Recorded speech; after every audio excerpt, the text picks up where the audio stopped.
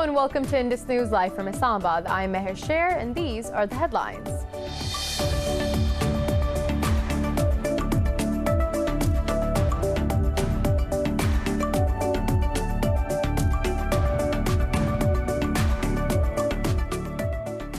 The Afghan government says over 50 Taliban fighters have been killed in clashes with security forces in southern Kandahar province, but it did not offer details of any casualties among government forces. A spokesman for the Taliban said 13 people, including children, were killed by security forces. The surge in violence comes as Afghan and Taliban negotiators announced the suspension of Doha peace talks till the 5th of January.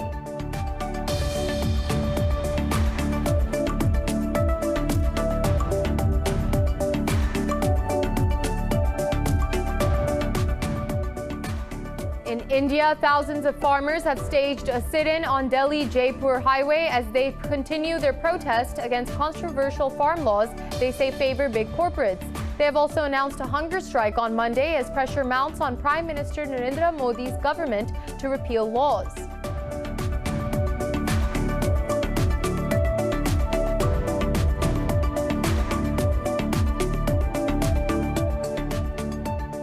In occupied Kashmir, Indian troops have killed 2 civilians during a military raid in the Poonch district. The entire region has been under a lockdown and communications blackout since India revoked its special status last year in August.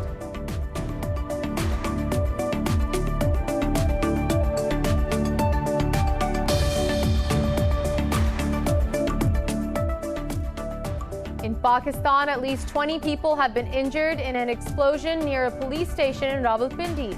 Police officials said the cause of the blast is too soon to ascertain.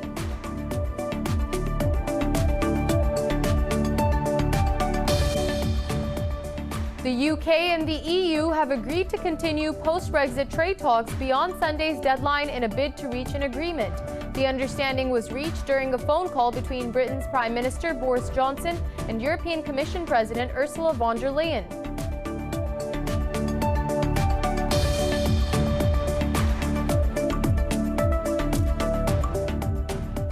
The number of COVID-19 infections in the U.S. has crossed 16 million, while the U.S.'s deaths are approaching 300,000, with the first vaccine shipments due on Monday. Brazil has reported nearly 44,000 more infections and 686 fatalities in the past 24 hours. Meanwhile, Pakistan has recorded over 3,300 cases and 72 fatalities overnight, while the death toll is nearing 8,800. Globally, the virus has claimed more than 1.6 million lives and infected over 71 million people so far.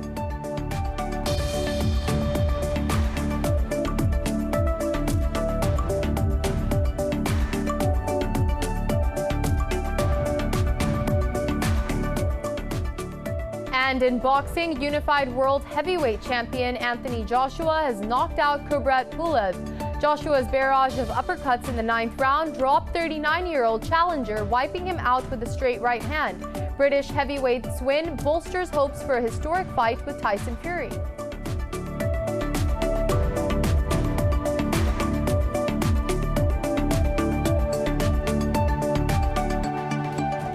Well, those were the headlines. More news in detail after a short break. Stay with us.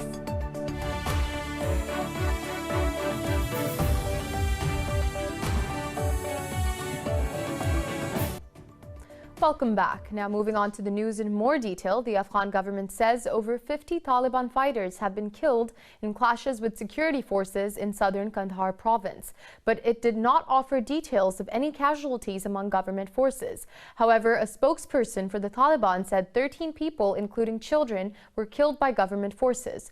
More in this report.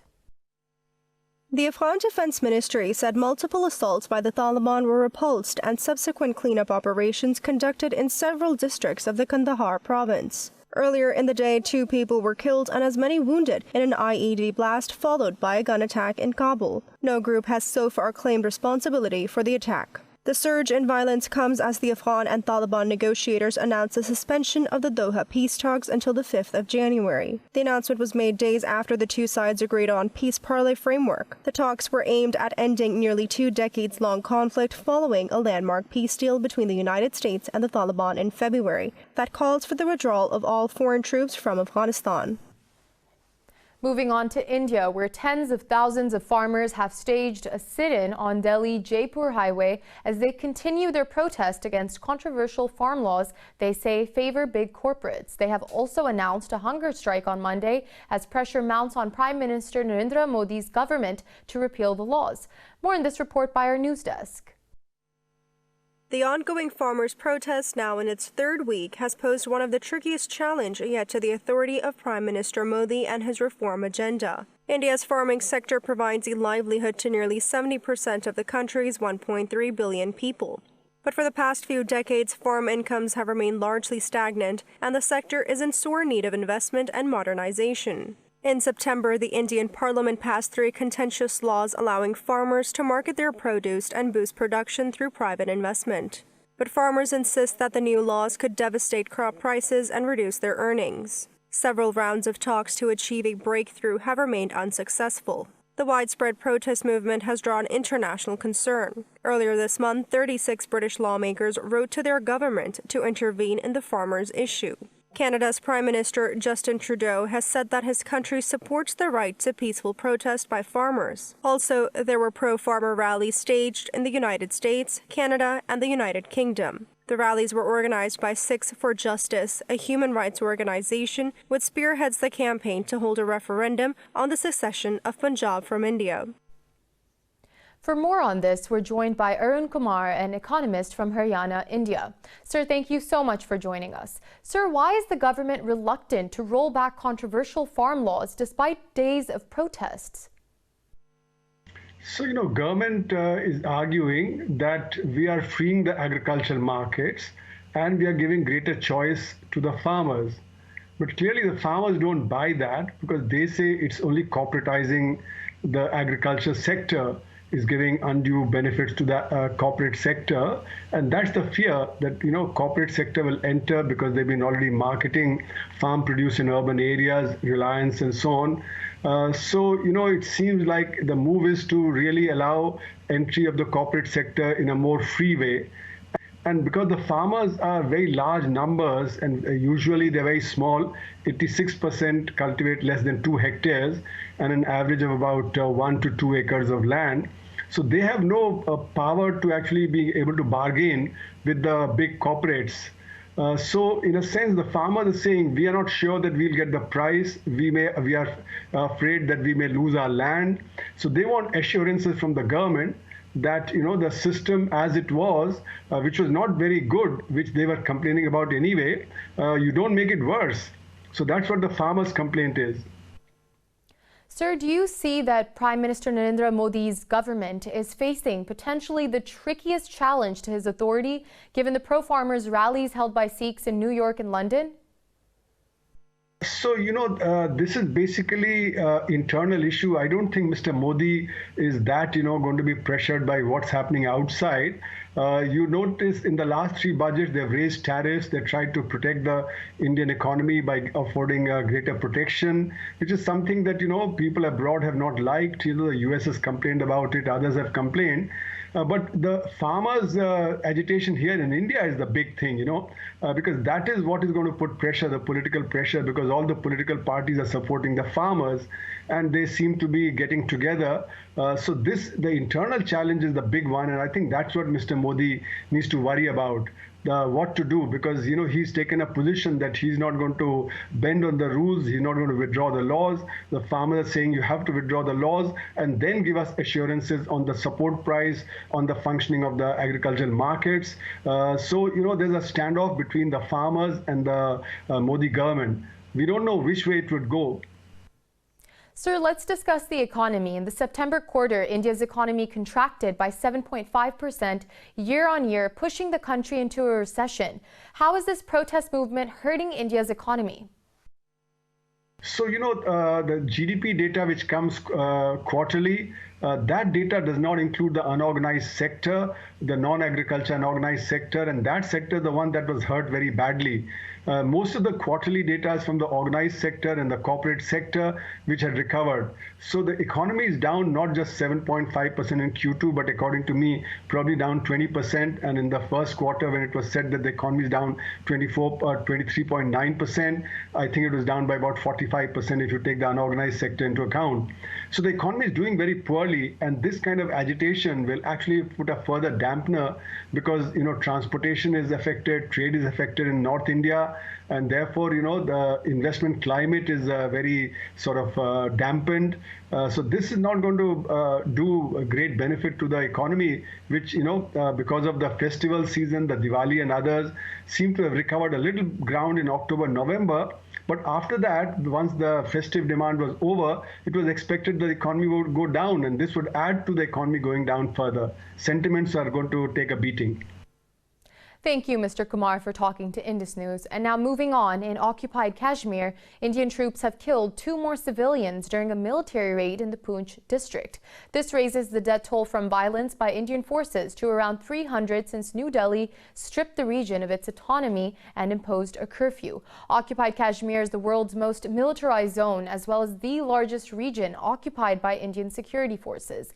Under Prime Minister Narendra Modi's fascist government, the region continues to take a heavy toll on the daily life of people by unrelenting military siege. In November, the OIC unanimously adopted a resolution reaffirming its unequivocal support to Kashmiris. The region is one of the oldest unresolved disputes on the UN agenda due to India's unwillingness to implement relevant UNSC resolutions. And now the UK and the EU have agreed to continue post-Brexit trade talks beyond Sunday's deadline in a bid to reach an agreement. The understanding was reached during a phone call between Britain's Prime Minister Boris Johnson and European Commission President Ursula von der Leyen. Negotiators were given until Sunday to resolve an impasse on arrangements that would guarantee the UK zero tariff and zero quota access to the EU single market. But now they have once again given talks a chance. The UK is due to stop following EU trading rules on the 31st of December. The two sides could impose tariffs on each other's goods in a case of a no deal. And now moving on in the United States, President Donald Trump supporters have staged protests across the country decrying his loss in the election. A rally in Washington turned violent as pro-Trump Proud Boys brawled with left-wing counter-protesters in downtown. More in this report.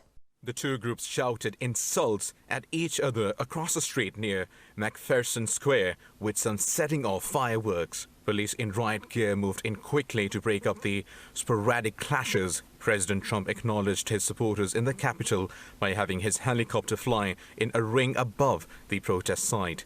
Protests were also planned in Georgia, Pennsylvania, Michigan, Wisconsin, Nevada, and Arizona. Meanwhile, Wisconsin Supreme Court termed Trump's campaign's lawsuit seeking to annul 221,000 votes smacks of racism. Trump campaigns has suffered a string of defeats in its legal bid to overturn election results.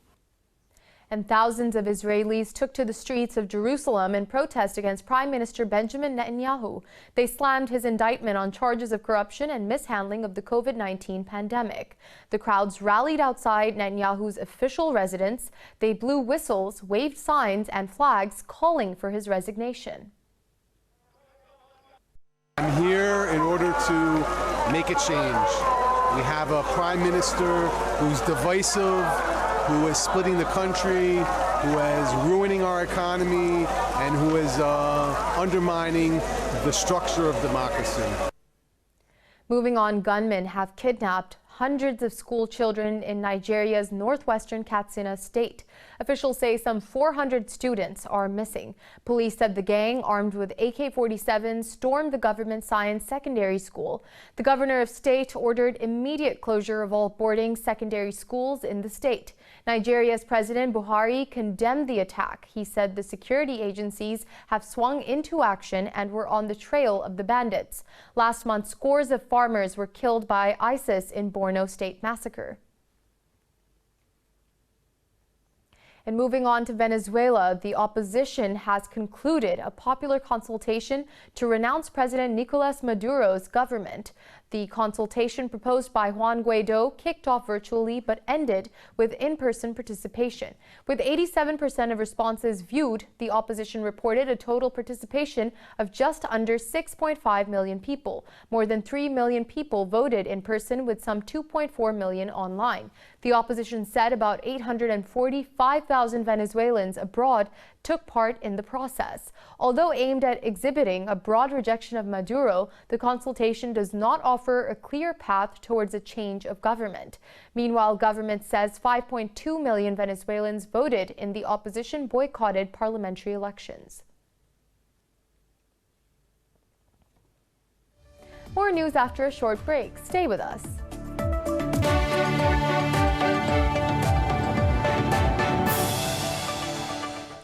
Welcome back. And now moving on, the number of COVID-19 infections in the U.S. has crossed 16 million, while the U.S.'s death toll are approaching 300,000, with the first vaccine shipments due on Monday. Globally, the virus has claimed more than 1.6 million lives and infected over 71 million people so far.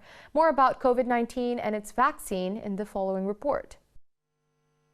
More than a year after the first case of COVID-19 was recorded, nations are hoping vaccines might prove to be the panacea. Brazil has unveiled a national vaccination plan with an initial goal of immunizing 1/4 of the population in the first half of 2021.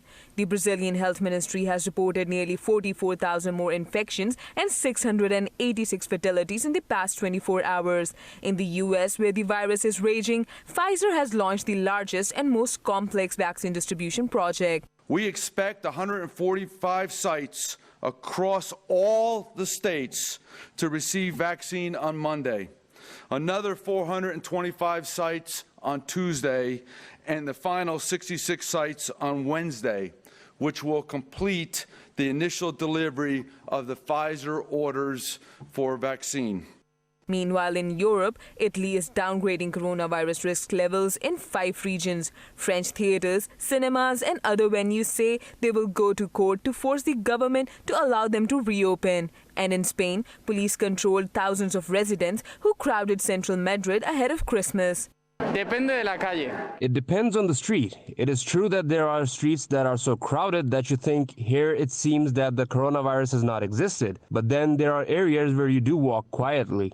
In Asia, India has reported nearly 400 COVID-19 deaths and over 30,000 infections overnight, while its caseload has crossed 9.85 million. South Korea has registered a record daily increase in novel coronavirus cases for a second straight day with 1,030 new infections. China reported 24 new cases across the mainland, but the Australian state of New South Wales has recorded a 9th straight day without a local infection. In Pakistan, 72 people have lost their lives to COVID-19 over the past 24 hours. This has pushed the nationwide death toll to 8,796.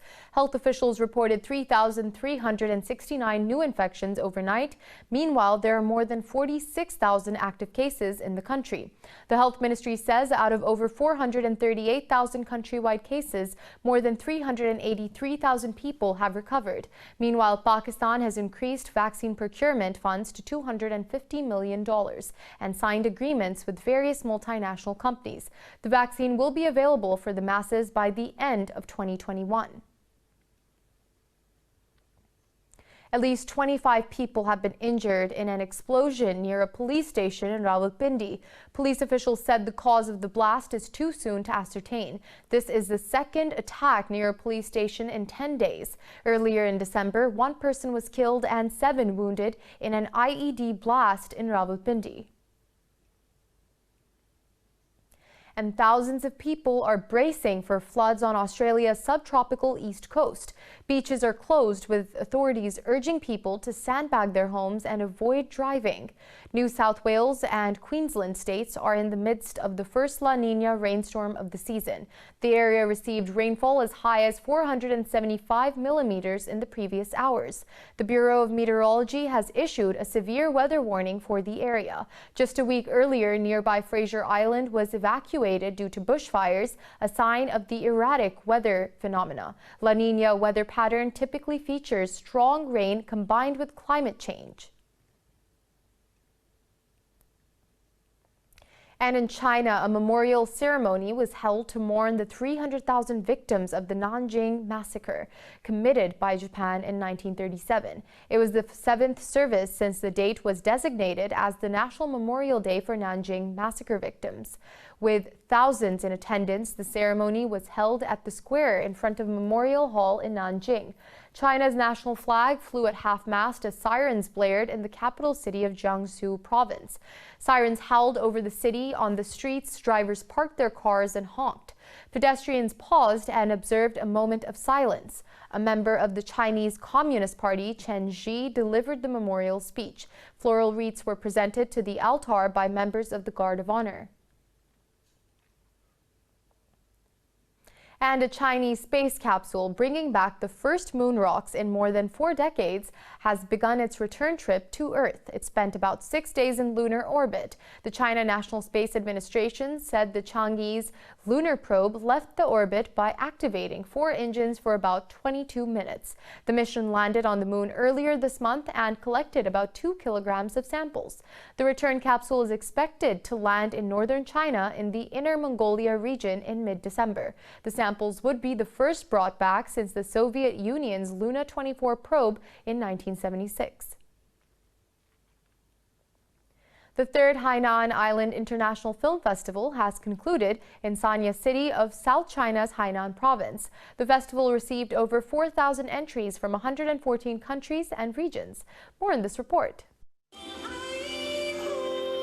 189 films from 60 countries and regions have been selected for cinemas across Hainan. 2020 China Fights, a 4K resolution documentary film made by China Media Group about the country's battle against COVID-19 epidemic, made its debut during the film festival. Producer of the documentary said the film reviewed the touching scenes during the epidemic through the perspectives of 3 ordinary people. Wang Xinjian said it shows a medic supporting Hubei, a volunteer, and a girl of the post-90s generation in Wuhan. He said through the scenes, people can feel the warmth of the world and the strength of China. A series of activities including a film panorama, venture capital conferences, forums and summits were held during the film festival. After the closing ceremony of the film festival, the Island Carnival will continue to tour and many excellent films will be shown on Hainan Island. The much-loved British Christmas tradition of pantomime has been saved thanks to production staged in car parks. Throughout the festive season, the Birmingham Stage Company will perform Horrible Christmas across the UK. More about this tradition in the following report. A drive-in performance of a Christmas pantomime is touring outdoor venues across the UK. The car park Pento tells the story of a young boy trying to save Christmas. Audience participation is limited to honking horns and flashing headlamps. Actor and company manager Neil Foster described it as a totally unique way of doing theatre. I like to make kids cry. It's very peculiar. You're dependent much more on your fellow actors in a way because you can't connect so much with the audience as you normally would in a theatre. You can't feel the atmosphere in the same way. You play off each other. But you know that everyone's sitting there, and you can see the front row. You can see few people through the windshield. So when we do the audience interaction, you can see it happening. For audience members in Chelmsford in Eastern England, the production was different to the usual pantomime, but a triumph nonetheless. In line with coronavirus safe guidelines, the cast and crew have been in bubbles since rehearsals began and will spend Christmas together as performances run until January 3rd. Foster said the production was a saving grace for the actors, many of whom have not had an acting job since March. Audience appreciated the effort of the company, saying it's a relief amid COVID restrictions. It's really nice because there's hardly anything on, especially for the kids. They're missing out so many things they would normally do this time of year. So it's really nice that there's something they can come along to. Meanwhile, houses festooned with Christmas lights are some of the only festive attractions which remain possible in Germany and Austria this year. In Austria, the Goldnuber family has bedecked their house and garden with some 600,000 LEDs over 5,000 square meters.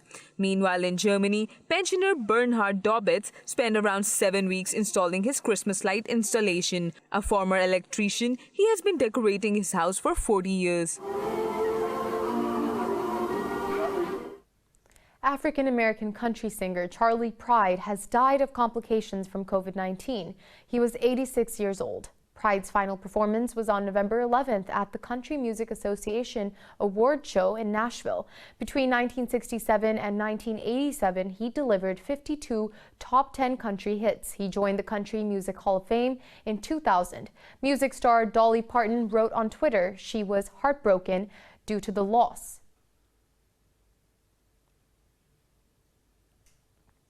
And we'll be back with more news after a short break. Stay with us.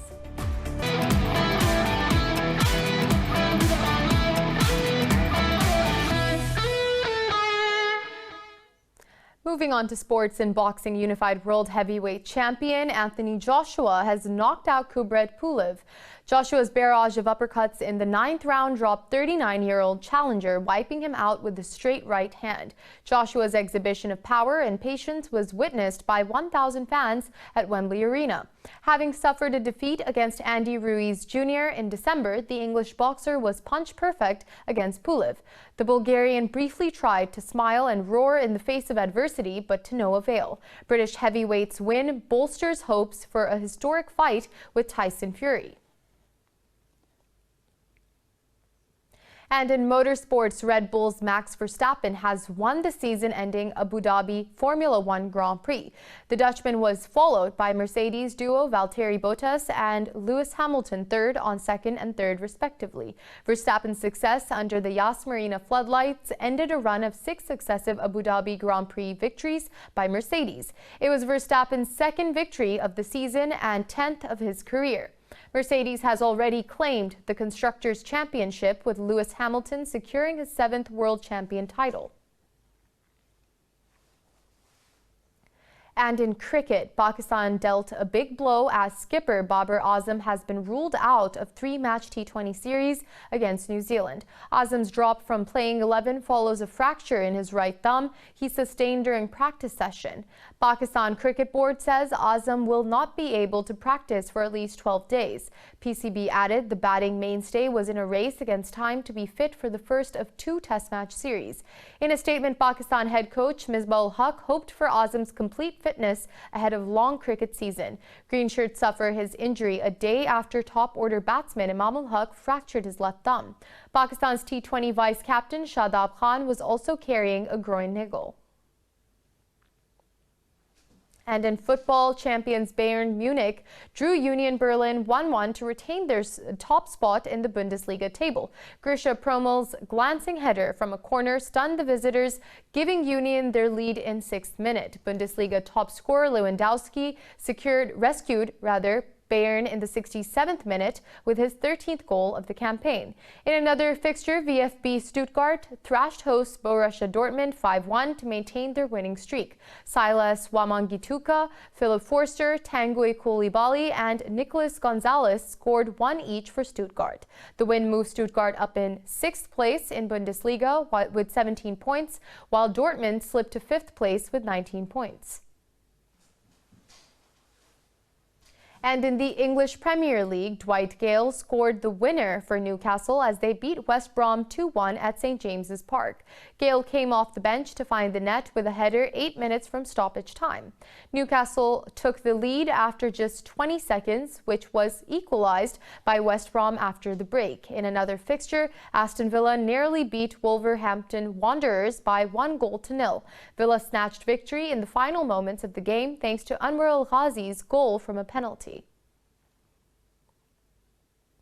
And in the Spanish La Liga, Real Madrid have defeated leaders Atletico Madrid 2-0. The victory has moved Real Madrid to third place in the league with 23 points. Carlos Casemiro's 15th-minute header gave the hosts a deserved lead at the Alfredo Di Stefano Stadium. Spanish Dani Carvajal's second-half strike from outside the box has rebounded off the post and in off the back of Atletico's goalkeeper. The defeat comes as Atletico's first in 26 league games. The two sides have safely progressed to the Champions League last 16.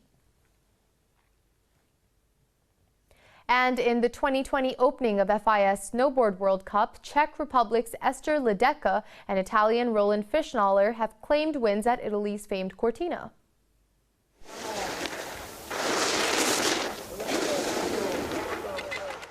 With no fans in attendance due to COVID-19 restrictions, Olympic PGS champ Ledecky outdueled German Selena Jorg in the women's big final by 0.86 of a second to earn the victory. German Ramona Theresia Hofmeister took the final step of the women's podium with a defeat of Cheyenne Locke in the third-place race.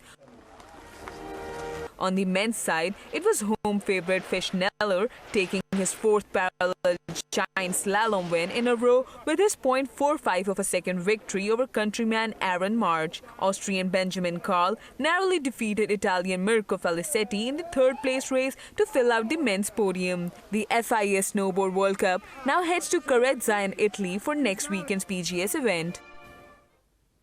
In golf, Japan's Hinako Shibuno put in her shakiest round yet at the U.S. Women's Open, but managed to maintain a one-stroke lead over American Amy Olsen heading into the final round. The 2019 British Open champion bookended her trip with 2 bogeys en route to a third round 3 over 74. Shibuno admitted that she was very nervous as the bright lights of the championship got to her. The tournament is being held without spectators due to the COVID-19 pandemic.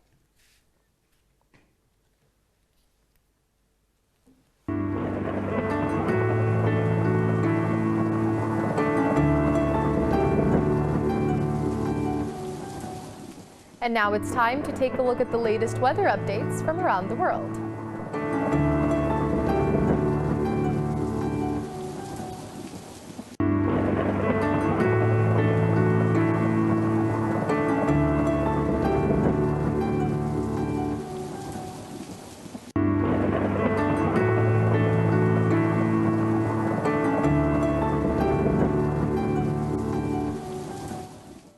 For the latest updates, you can follow us on social media at indus.news.